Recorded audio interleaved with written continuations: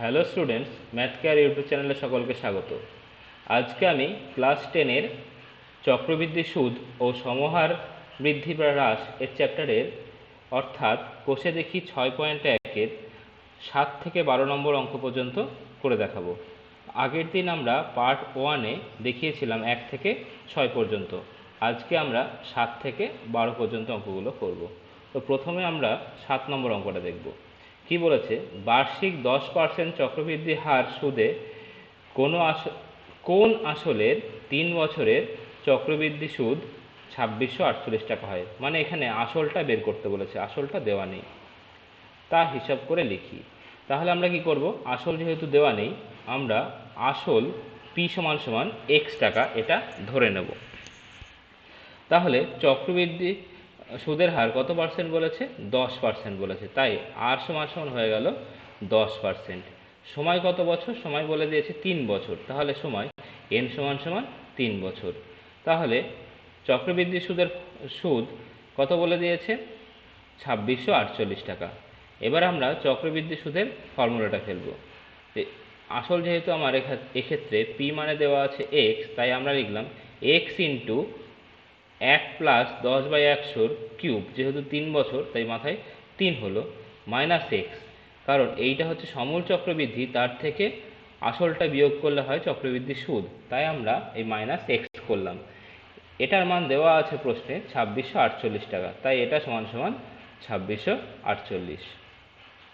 এবার দেখো এখানেও এক্স আছে, এখানেও এক্স আছে, এক্সটা আমরা কমন নিলাম, তাহলে পড়ে থাকছে কি?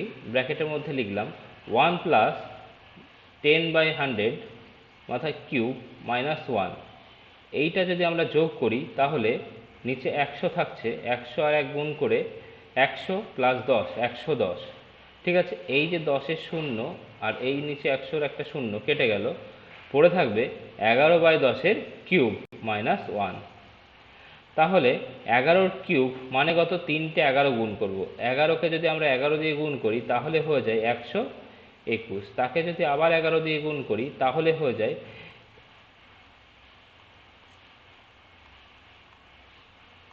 1331। তাহলে আমরা কি করব?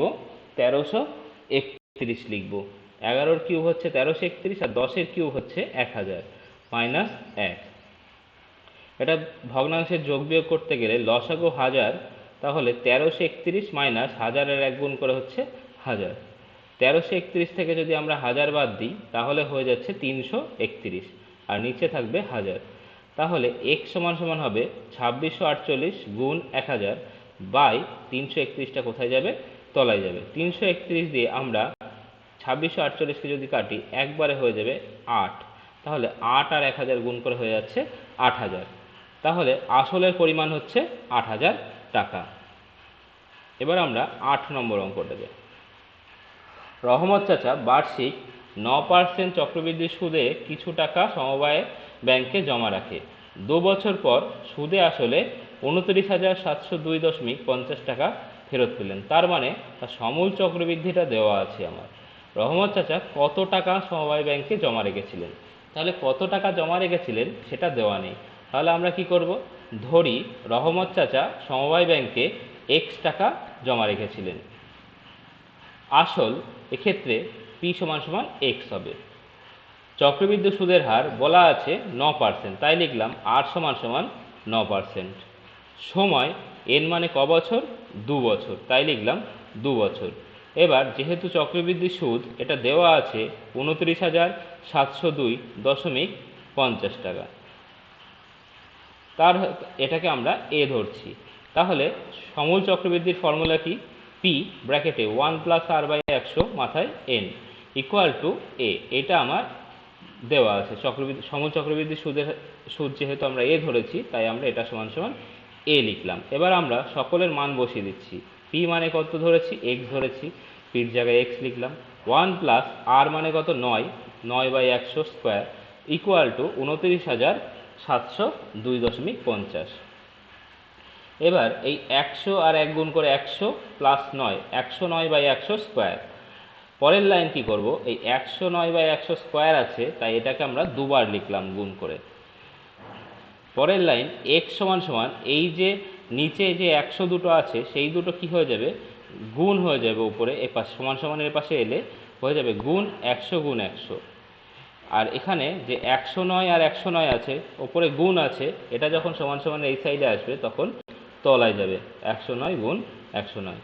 এবার দেখো এই প্রথমে যেহেতু দু ঘর পরে দশমিক আছে তাই এটার সাথে যদি 100 গুণ করি তাহলে এই দশমিকটা আর থাকবে না, ঠিক আছে, এটা হয়ে যাবে পাশে গুণ 100 আর নিচে 109 গুণ 109। এবার 109 দিয়ে আমরা এটাকে দুবার কাটাকুটি করব। 109 দিয়ে এই একক দশক শতক হাজার অযুত লক্ষ নিযুত এইটা যেটা আছে 29,70,250 তাকে যদি আমরা 109 দিয়ে ভাগ করি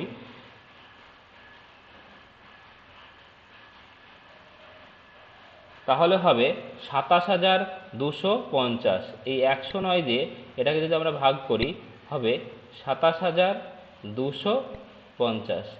পরে কি করব, এটাকে আবার যদি আমরা 109 দিয়ে গুণ করি তাহলে হবে 250। এই 109 দিয়ে আবার এইটাকে যদি ভাগ করি তাহলে হবে 250, ঠিক আছে। তাহলে আমরা 250 আর 100 গুণ করে লিখে দিতে পারি x সমান সমান 25,000। 8এরটা হয়ে গেল। এবার আমরা 9 নম্বর অঙ্কে যাচ্ছি। বার্ষিক 8% চক্রবৃদ্ধি সুদে কত টাকার 3 বছরের চক্রবৃদ্ধি সুদ 31,492.80 টাকা হবে। একই অঙ্ক এখানেও আমাদের কি বলেছে, আসলটা দেওয়া নেই, তাই আমরা ধরে নিলাম যে বার্ষিক 8% চক্রবৃদ্ধি হার সুদে x টাকার 3 বছরের সমূল চক্রবৃদ্ধি হবে 31,492.80 টাকা। তাহলে এক্ষেত্রে আসল p সমান সমান হবে x টাকা, সমূল চক্রবৃদ্ধি সুদের হার হবে 8%, সময় কত হবে 3 বছর। তাহলে এবার সমূল চক্রবৃদ্ধিটা দেওয়া আছে 31,492 দশমিক, এখানে দশমিক 80, এখানে দশমিক 80 হবে, দশমিক 80 টাকা। তাহলে সমূল চক্রবৃদ্ধির ফর্মুলা কি, p 1 + r/100 ইকুয়াল টু, আমরা যেহেতু সমূল চক্রবৃদ্ধি a ধরেছি ইকুয়াল টু a, অতএব p এর মান কত x বসিয়ে দিলাম, r এর মান কত 8 বসিয়ে দিলাম, আর a মানে কত 31,492.80, ঠিক আছে, এটা আমরা বসিয়ে দিলাম। এবার দেখো 1 + 8/100 এটা যদি যোগ করি আমরা হয়ে যাচ্ছে 108/100, তার কিউব আছে যেহেতু কিউব মানে 3 বার গুণ করে লিখলাম, আর সমান সমান এর পাশে যা আছে তাই লিখলাম। এবার দেখো তাহলে x সমান সমান কি হবে, এই যে নিচের 100 গুলো আছে সমান সমান ওদিকে গেলে গুণ হয়ে যাবে, আর এই 108 গুলো আছে সেগুলো সমান সমানের পরে গেলে নিচে ভাগ হয়ে যাবে। আবার আগের মতো এই যে প্রথম দুটো যেহেতু দু ঘর আগে দশমিক আছে তাই 100 দিয়ে যদি আমরা গুণ করি তাহলে এই দশমিকটা আর থাকবে না, এটা হয়ে যাবে, বাকি দুটো 100 আমরা লিখলাম। এবার নিচে যে 108 আছে সেই 108 দিয়ে আমরা এটাকে ভাগ করব, ঠিক আছে। 108 দিয়ে যদি আমরা ভাগ করি তাহলে কি দাঁড়াবে,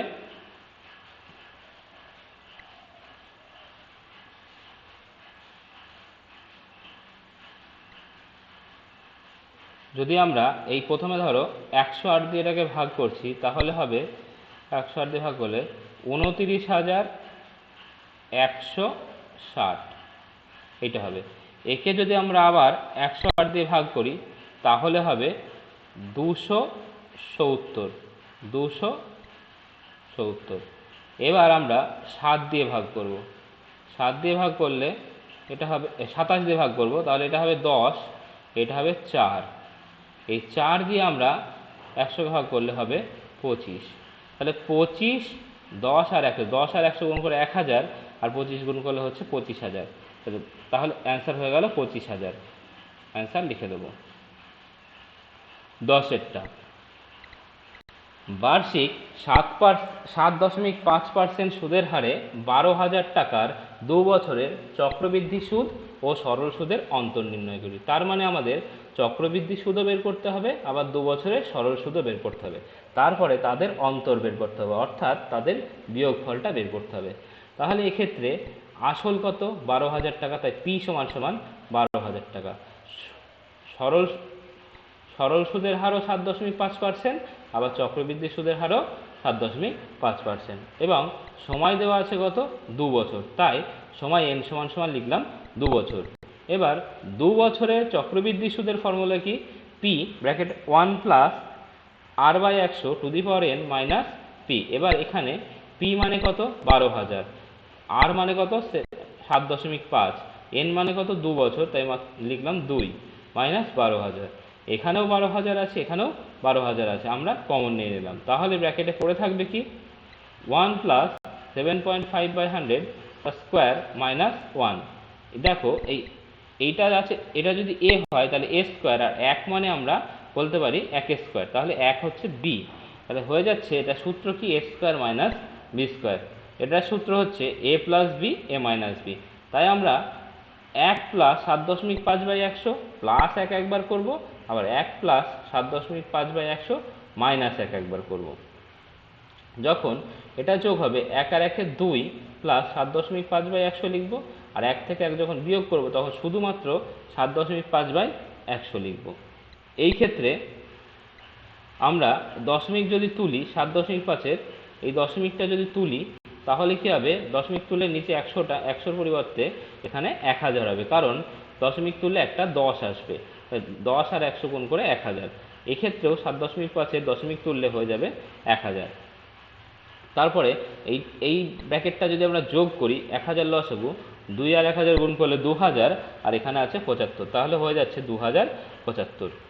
এইবার আমরা এই 1000-এর 3টে শূন্য আর এই 12,000-এর 3টে শূন্য যদি আমরা কেটে দিই তাহলে পড়ে থাকছে 12 গুণ 2075 গুণ 75 আর বাই 1000। এইবার এই 12 আর 75 গুণ করে হচ্ছে 900, এই 12 আর 75 গুণ করে হচ্ছে 900, তাই 900 গুণ 2075। এবার 900-র এই দুটো শূন্য আর 1000-এর এই দুটো শূন্য কেটে গেল, পড়ে থাকছে 9 গুণ 2075, এটা গুণ করলে হচ্ছে 18,675, আর নিচে আছে 10, 10 দিয়ে ভাগ করলে হবে 1867.5 টাকা। এটা আমাদের চক্রবৃদ্ধি সুদ হয়ে গেল। এবার আমরা কি করব? সরল সুদ বের করব। 2 বছরের সরল সুদ ফর্মুলা কি? PTR/100। p মানে কত? 12,000, আর t মানে কত? 2 বছর, r মানে কত? 7.5 আর 100। এবার দশমিক তুললে 100টা হয়ে যাবে 1000, 1000-এর 3টে শূন্য আর 12,000-এর 3টে শূন্য কেটে গেল, হয়ে যাচ্ছে 12। তাহলে থাকছে 12 গুণ 2 গুণ 75, গুণ করলে হয়ে যাচ্ছে 1800। সরল সুদের পরিমাণ হলো 1800। এবার প্রশ্নে বলেছিল 2 বছরের চক্রবৃদ্ধি সুদ ও সরল সুদের অন্তর। তাহলে কি করব? এই যে 1867.50 থেকে 1800টা বিয়োগ করব, তাহলে অ্যান্সার হয়ে যাবে 67.50। 11 নম্বর অঙ্ক। 11 নম্বর অঙ্কটাও সেম অঙ্ক। প্রশ্নে বলে দিয়েছে যে 10,000 টাকার বার্ষিক 5% সুদের হারে আগের বার বলেছিল 2 বছরের, এবার বলেছে 3 বছরের। তাহলে ঠিক একই রকমভাবে আমরা করব কি? p সমান সমান 10,000 সরল সুদের হার, r সমান সমান 5%, চক্রবৃদ্ধি সুদের হার এটাও 5%, আর সময় কত বলেছে? এইটা 3 বছর বলেছে। তাহলে 3 বছরের চক্রবৃদ্ধি সুদ হবে p 1 plus r/100 to the power n minus p। p এর মান হচ্ছে 10,000, আর এটা 1 plus 5/100 to the power cube minus 10,000। 10,000 common নিয়ে নিলাম, তাহলে পড়ে থাকবে 1 প্লাস 5/100 কিউব মাইনাস 1। এটা যদি আমরা যোগ করি 100 আর 5, 105/100 কিউব, 105/100 এটাকে আমরা 5 দিয়ে কাটতে পারি, 5 কুড়ি 100 আর 5 পঁচিশে 5 একুশে 105, তাহলে হয়ে গেল 21/20 কিউব মাইনাস 1। 21/20 কিউব করলে 21-এর কিউব করলে হবে হচ্ছে 21 21 441, তাকে 441-কে যদি আমরা 21 দিয়ে গুণ করি তাহলে অ্যান্সার আসবে 9,261। ঠিক আছে?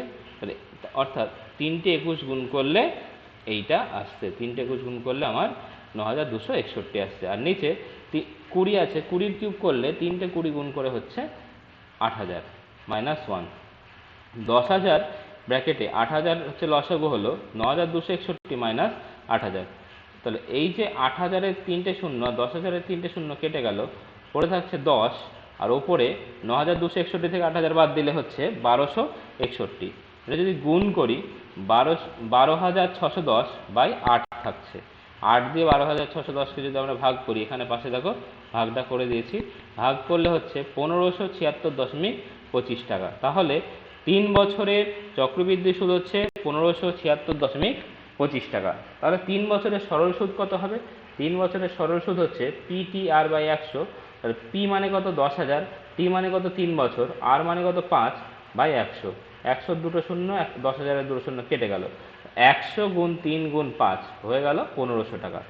তাহলে চক্রবৃদ্ধি সুদ ও সরল সুদের অন্তর কত হবে? এই যে 1576.25 ছিল, তার থেকে এই 1500 বিয়োগ করব, হয়ে যাচ্ছে 76.25 টাকা। এটাই আমার অ্যান্সার। এবার আমরা 12 নম্বর অঙ্কটা করব। বার্ষিক 9% সুদের হারে কিছু টাকা 2 বছরের চক্রবৃদ্ধি সুদ ও আসলের অন্তর হচ্ছে। এখানে চক্রবৃদ্ধি সুদ আর হচ্ছে সরল সুদের অন্তরটা আমার দেওয়া আছে। সরল সুদের অন্তর কত? 129.60 টাকা। তার মানে চক্রবৃদ্ধি সুদ বের করব, সরল সুদ বের করব, প্রশ্নানুসারে সেই দুটোর অন্তরফলটা হবে এই 129.60 টাকা। তাহলে এই ক্ষেত্রেও আমার আসলের পরিমাণ দেওয়া নেই, ধরি আসলের পরিমাণ x টাকা। তাহলে p সমান সমান হবে x, সুদের হার কত পার্সেন্ট? 9%। তাহলে r সমান সমান হবে 9%, সময় কত? n মানে 2 বছর।